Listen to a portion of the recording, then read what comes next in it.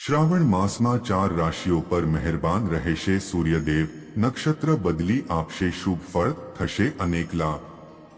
શ્રાવણ માસનું હિન્દુ ધર્મમાં ખૂબ જ મહત્વ છે. શ્રાવણને ભક્તિ અને આસ્થાનો મહિનો ગણવામાં આવે છે. શ્રાવણ મહિનાની શરૂઆતથી જ ચાતુર્માસ પણ શરૂ થાય છે. ચાતુર્માસ 4 મહિના સુધી ચાલે છે. જો કે શ્રાવણ મહિનાનું સૌથી વધારે મહત્વ હોય છે. શ્રાવણ મહિનો 5 ઓગસ્ટ 2024 શરૂ થઈ રહ્યો છે.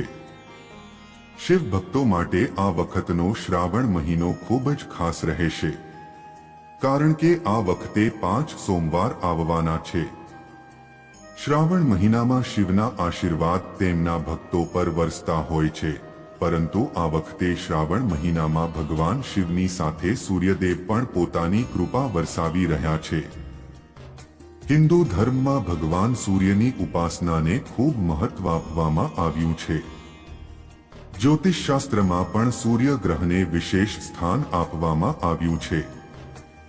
સૂર્ય ભગવાનને સાક્ષાત ભગવાન તરીકે વર્ણવવામાં આવ્યા છે, જેમના દર્શન કોઈ પણ વ્યક્તિ કરી શકે છે.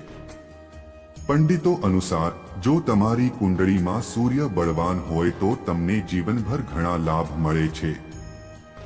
હાલમાં મહાદેવનો પ્રિય માસ શ્રાવણ મહિનો આવવાનો છે. આ પહેલા સૂર્ય ભગવાને પોતાની રાશિ બદલી છે. હવે સૂર્ય ભગવાન નક્ષત્ર અને રાશિ પરિવર્તન કરવા જઈ રહ્યા છે, જેનાથી ઘણી રાશિના લોકોને ફાયદો થશે. તો મિત્રો, સૂર્યદેવ ક્યારે કરશે ગોચર? સૂર્યદેવ 16 જુલાઈએ કર્ક રાશિમાં ગોચર કરી ચૂક્યા છે. તેઓ 19 જુલાઈએ પુષ્ય નક્ષત્રમાં ગોચર કર્યું હતું. ત્યાં જ 2 ઓગસ્ટ અશ્લેષા નક્ષત્રમાં પ્રવેશ કરશે.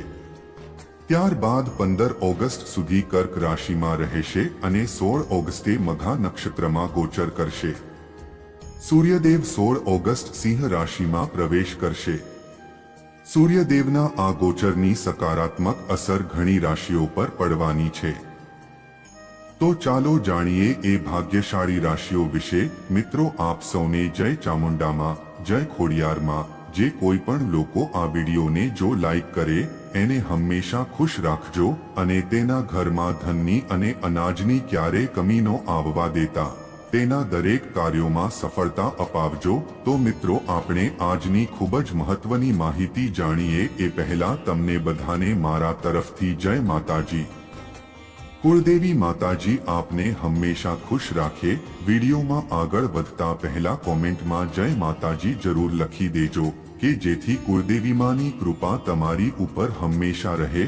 અને ચેનલને સબસ્ક્રાઇબ જરૂર કરજો, જેથી તમને અમારા વિડીયો રોજ મળતા રહે. તો મિત્રો, ચાલો આજના આ સરસ વિડીયોની શરૂઆત કરીએ. મિત્રો, સૌ પ્રથમ ભાગ્યશાળી રાશિ છે 1 વૃષભ. વૃષભ રાશિના જાતકો માટે શ્રાવણ મહિનો શુભ રહેવાનો છે. માત્ર સૂર્ય ભગવાન જ નહીં, પરંતુ દેવગુરુ બૃહસ્પતિ પણ તમારા પર આશીર્વાદ વરસાવશે. આવી સ્થિતિમાં વૃષભ રાશિના લોકોને તેમની ઈચ્છા મુજબ સફળતા મળી શકે છે. તમે નોકરી કરતા હોવ કે વેપારી, આ સમય દરમિયાન તમારી પ્રગતિ થશે. તમને જણાવી દઈએ કે તમને માત્ર આર્થિક રીતે જ ફાયદો નહીં થાય, પરંતુ તમારા વ્યવસાયમાં પણ વધારો થશે. આ સિવાય નોકરી કરનારાઓને બઢતીની સંપૂર્ણ તકો મળી રહી છે. તેમજ નોકરીમાં પગારમાં વધારો થઈ રહ્યો છે. તેમજ જેઓ વિદેશમાં કામ કરવાનું સપનું જોઈ રહ્યા છે, તેઓ તેમના સપનાને સાકાર કરી રહ્યા છે. ભગવાન સૂર્યદેવની વિશેષ કૃપા તમારા પર બની રહી છે. તેમજ જેઓ વ્યવસાય કરે છે તેમને વ્યવસાયમાં વધુ નફો મળશે. વૃષભ રાશિવાળા લોકો માટે સૂર્યદેવનું ગોચરના અસરથી પ્રમોશન અને પગારમાં વધારો થશે. તમે વડીલો સાથે સારા સંબંધો સ્થાપિત કરવામાં સફળ થશો. તમે આ સમયે એક સાથે ઘણા કાર્યો સંભાળી શકશો, કારણ કે તમે આત્મવિશ્વાસથી ભરેલા હશો. વ્યવસાયિક જીવનમાં પણ તમારી પ્રતિષ્ઠા વધશે. વ્યવસાય કરતા લોકોને ફાયદો થશે. તમને આ સમયગાળામાં તમારો વ્યવસાય ચલાવવાની અને આવક વધારવાની નવી તકો મળશે. આવી તકો તમને આર્થિક સ્થિરતા અને શક્તિ આપશે. આ સમયગાળા દરમિયાન તમે તમારા જીવનસાથી સાથે મધુર અને સૌહાર્દપૂર્ણ વર્તન કરશો, તેમજ તમારા બધા કાર્યો સફળતાપૂર્વક પૂર્ણ થશે. તેમજ જેઓ નવું વાહન અથવા ઘર ખરીદવાની યોજના બનાવી રહ્યા છે, આ યોજના ચોક્કસપણે સફળ થશે.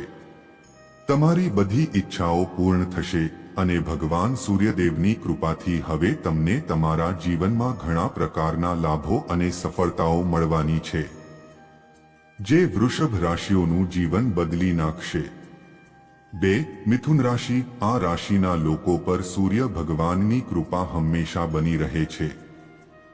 ત્યારે શ્રાવણમાં મહિનામાં સૂર્ય ભગવાન વધુ કૃપાળુ થવાના છે. આવી સ્થિતિમાં આ રાશિના લોકોની ધન સંબંધિત સમસ્યાઓનો અંત આવી શકે છે. તમને આર્થિક લાભ મળી શકે છે. જો તમે બિઝનેસમેન છો તો તમને એક નવું પરિમાણ મળવાનું છે, અને જો તમે નોકરી કરતા હોવ તો તમને પ્રમોશન મળી શકે છે. તમે વડીલો સાથે સારા સંબંધો સ્થાપિત કરવામાં સફળ થશો. તમે આ સમયે એક સાથે ઘણા કાર્યો સંભાળી શકશો, કારણ કે તમે આત્મવિશ્વાસથી ભરેલા હશો. વ્યવસાયિક જીવનમાં પણ તમારી પ્રતિષ્ઠા વધશે. વ્યવસાય કરતા લોકોને ફાયદો થશે. તમને આ સમયગાળામાં તમારો વ્યવસાય ચલાવવાની અને આવક વધારવાની નવી તકો મળશે. આવી તકો તમને આર્થિક સ્થિરતા અને શક્તિ આપશે. આ સમયગાળા દરમિયાન તમે તમારા જીવનસાથી સાથે મધુર અને સૌહાર્દપૂર્ણ વર્તન કરશો, તેમજ તમારા બધા કાર્યો સફળતાપૂર્વક પૂર્ણ થશે. તેમજ જેઓ નવું વાહન અથવા ઘર ખરીદવાની યોજના બનાવી રહ્યા છે, આ યોજના ચોક્કસપણે સફળ થશે. તમારી બધી ઈચ્છાઓ પૂર્ણ થશે અને ભગવાન સૂર્યદેવની કૃપાથી હવે તમને તમારા જીવનમાં ઘણા પ્રકારના લાભો અને સફળતાઓ મળવાની છે. 3. કન્યા રાશિ. ગોચર દરમિયાન સૂર્યદેવ કન્યા રાશિના આવકવાળા ઘરમાં વાસ કરશે.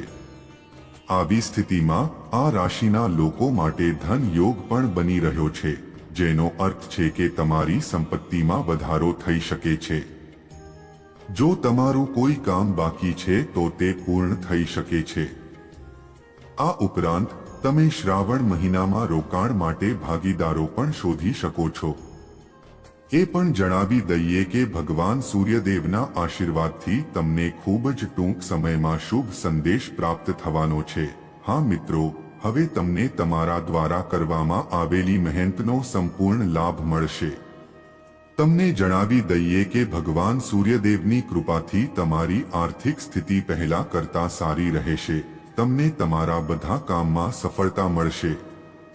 મિત્રો સાથે સંબંધમાં વધારો થશે. સાથે જ આ રાશિના લોકોને હવે ઘણા પ્રકારના લાભ, ધન લાભ અને મોટી સફળતાઓ મળવાની છે. હા મિત્રો, તમને તમારા પરિવાર અને જીવનસાથીનો પૂરો સહયોગ મળશે. ભગવાન સૂર્યદેવની વિશેષ કૃપા તમારા પર રહેશે, જેના કારણે તમારી પૈસાને લગતી બધી સમસ્યાઓ દૂર થશે. 4. તુલા રાશિ. આ રાશિનો સ્વામી શુક્ર છે, જે સુખ, સંપત્તિ અને પ્રેમનો કારક છે. શ્રાવણ મહિનામાં સૂર્ય ભગવાન તુલા રાશિના કરિયર ગૃહમાં નિવાસ કરશે. આવી સ્થિતિમાં આ રાશિના લોકો માટે આ સમય ખૂબ જ શુભ રહેવાનો છે. તમને કોઈ નવું કામ મળી શકે છે. નોકરી સાથે જોડાયેલા લોકો માટે પ્રમોશનની સંભાવના છે. તુલા રાશિવાળાઓને જણાવો કે ભગવાન સૂર્યદેવની કૃપાથી સમય તમારા માટે ખૂબ જ સારો રહેશે. મિત્રો, ભગવાન સૂર્યદેવ તમારાથી ખૂબ ખુશ છે. ભગવાન સૂર્યદેવના આશીર્વાદથી તમને પૈસા કમાવવાની ઘણી તકો મળશે. તમારા પરિવારમાં ખુશીની સાથે સાથે તમારા વ્યવસાયમાં પણ વૃદ્ધિ થશે. સામાજિક ક્ષેત્રમાં સફળતા મળશે.